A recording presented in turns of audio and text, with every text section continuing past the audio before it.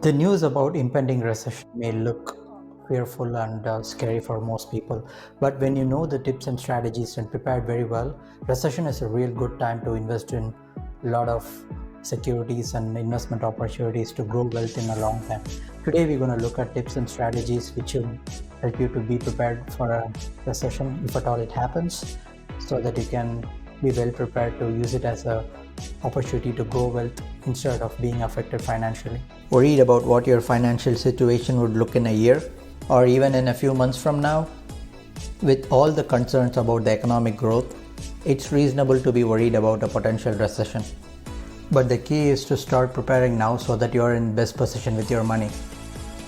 In the event that a recession does hit in the next 6 to 12 months, to boost your chances of surviving an economic downturn, and to use the recession as an opportunity to make huge profits, here are my top recession money rules to follow. Rule number 1: build an emergency fund which would last for 12 to 24 months. In a stable economy, experts recommend saving for 3 to 6 months worth of living expenses. Instead, aim for 12 to 24 months so that you can be in peace without being worried about being laid off. Layoffs are normal during a recession, and most times it's not easy to get the next job, as most companies would not be hiring either. Rule number 2: minimize high interest debt. See if you can negotiate your credit card interest by calling your credit card company. Think about how you can make a strong case. Maybe you have been with them for a long time or have a good history of on-time payments. If a rate reduction isn't an option, consider transferring your debt to a lower interest rate card. Or you can consolidate your debts to lower your monthly payments and help free up capital that may be needed in the event of an emergency. Rule number 3: prepare to borrow money. During a recession, many people need to borrow money to get through difficult time, and that's okay. But when the interest rates are high, lenders will take a hard look at your credit score, making it more difficult if not costlier to get approved for loans. So create a plan to boost your credit score. Making payments on time and keeping balances low are the important factors when it comes to building credit. Rule number 4 is to keep your credit card accounts active. Now is not the time to panic and cancel your credit cards. The age of your accounts is a factor in your credit score. Even if you transfer balances, keep your credit cards open. According to Equifax, credit scores from 580 to 669 are considered fair. Credit scores from 670 to 739 are considered good. And 740 to 779 are considered very good. And 800 and up are considered excellent. Rule number 5 is to renegotiate your mortgage if it's close to term. The average 30-year fixed mortgage has nearly doubled since last year. No one knows for sure if this is the highest that rates will rise, but locking in a low rate now can protect you if they do. Rule number 6 is to stay put if you have a lower interest mortgage debt. Many people believe that paying off debt during a recession is a smart idea, but I don't advise that. It may be better to make minimum payments and keep the cash accessible. Why? Because if the worst does happen and you end up losing a source of income, the money you have saved can help recover expenses until you regain financial stability. Rule number 7 is to buy in bulk if you can afford to. Anything that is a cost saving today that you'll need and use in the future will save you even more money later on if inflation continues. Non-perishable staples like toilet paper, toothpaste, shampoos and soap, or even canned food can make great bulk purchases. Rule number 8 is to opt for frozen produce. If you always buy fresh fruits and vegetables, consider buying frozen. Often the products found in freezer section are just as healthy, will keep longer, and cost significantly less. Rule number 9 is to buy from generic store brands. Items such as garbage bags, light bulbs, paper, makeup, shampoos, pet food, canned foods, and other groceries can often be purchased at a lower cost and generally offer virtually the same product. Rule number 10 is to consider the cost of gas. If you are shopping or running errands, calculate how you can take on multiple tasks in one outing instead of multiple trips. If there is no cost delivery on a product you are buying, opt to order it instead of driving to pick it up. Rule number 11 is to build your emergency fund before you invest in the dip. Don't start investing for the long term until your emergency fund is set. Loss of income can plunge you into debt.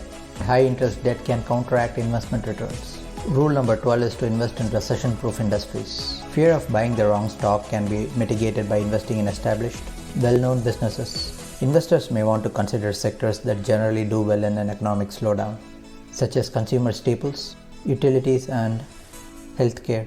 The consumer essential sector does well even during a recession, as they are the items needed for sustenance, and consumers have to inevitably spend on them to live. Rule number 13 is to look for negative correlations while investing in stocks. Diversify your portfolio by buying asset classes that have low or negative correlations in pairs. Negative correlation occurs when two variables move in opposite direction over a given period of time. As one variable decreases, the other variable increases, and vice versa. Assets such as stocks, bonds, and other securities may experience various degrees of negative correlation over different time frames. When one asset goes up, the negatively correlated one goes down, and vice versa. One example of negative correlation would be oil prices and airline stocks.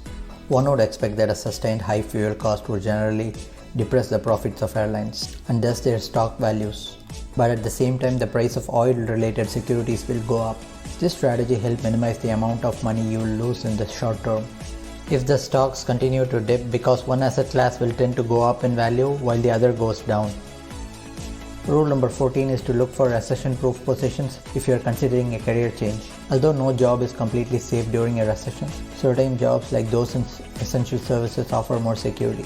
Professions like medicine, teaching, law, accounting, public safety, utilities, waste management, and other jobs that keep society running are recession-proof. Rule number 15 is to create additional sources of income. One of the biggest risks consumers face during a recession is loss of income. Pad that risk by taking on an additional job. You can find a second hourly job with flexible hours like bartending or waiting tables, or you can start a side hustle through a gig app like Uber, TaxRabbit, Instacart, etc. Renting out your property or even a vacant room in your home, either to a tenant or through Airbnb, is another way to make a predictable stream of income. Recession is also a good time to start an online business. Create and sell digital products, as they have high profit margin due to the fact that there is no cost on inventory. If you create them once, you can keep selling them forever while you sleep through Facebook and YouTube advertising. If you don't want to do that, create a niche website and sell others' products through affiliate marketing. Personally, I have tried both of them and have seen great results. Rule number 16 is to resell your stuff. It's history that second-hand sellers thrived during the Great Recession. Sell items you no longer use to second-hand stores. To cut down the middleman, you can post items online on commerce marketplace like Poshmark or eBay. Rule number 14 is to enhance your market value. Improving your skills or enhancing your education will make you more marketable during a tight job market. Sign up for classes, take workshops, or volunteer. The soft and hard skills you pick up will add plenty of shine to your resume. Rule number 18 is not to panic, as recessions don't last forever. If you lose your job or your income changes, you may have to cut back significantly or spend your emergency fund. But you can always recover that later. Since 1900, the average recession has lasted for about 15 months. When you are well prepared with the tips we discussed today, recession is definitely not a time to worry about. Instead, it is an opportunity to grow wealth substantially, as great stocks and other assets would be available at a discount price. If you liked today's video, subscribe to our channel so that you won't miss any of the future videos on personal finance and you get notified. Thank you for watching.